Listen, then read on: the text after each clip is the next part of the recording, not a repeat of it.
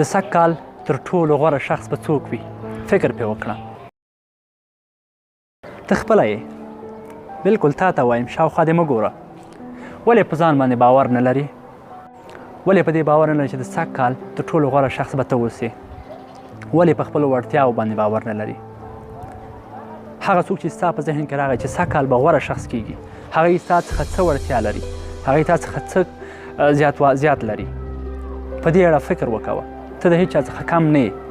په خپل ځان باور ولره او هغه وړتیا چې په وجود کې دې شته ده په هغې باندې کار وکړه.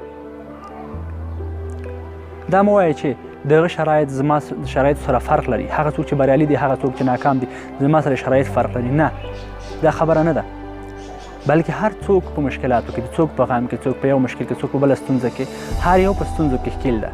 اما بریالي خلک تل په ځان باندې باور لري، په خپلو وړتیاو باندې باور لري، ځان ته په ذهن کې یو تصویر جوړوي. تاسو هم د بریالیتوب لپاره ځان ته تصویر جوړ کړئ.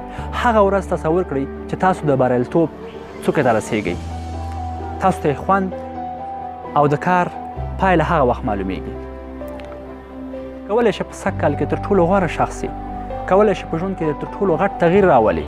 اما که چېرته ته وغواړې، په اصل کې که چېرته ته نه وې رسېدلی، خپلو غوښتنو ته، خپلو هیلو ته نه یې رسېدلی، تا په حقیقت کې نه دي غوښتي. که چېرته تا غوښتلی، تر اوسه به یم پسې وې او ځان به دې ورته رسولی و. هېڅکله هم د ژوند شرایط د خپل سیال سره مه برابروئ. هېڅوک هم د ځان لپاره سیال مه نیسئ.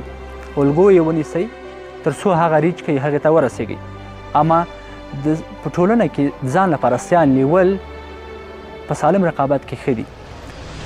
اما که چېرته تاسو داسې یو څوک ځان ته سیال نیسئ چې هغه تاسو د وړتیاو څخه ډېر ښکته واوسي، تاسو د هغه څخه ډېر غوره واوسئ، نو دا بیا تاسو تېروتنه کوئ.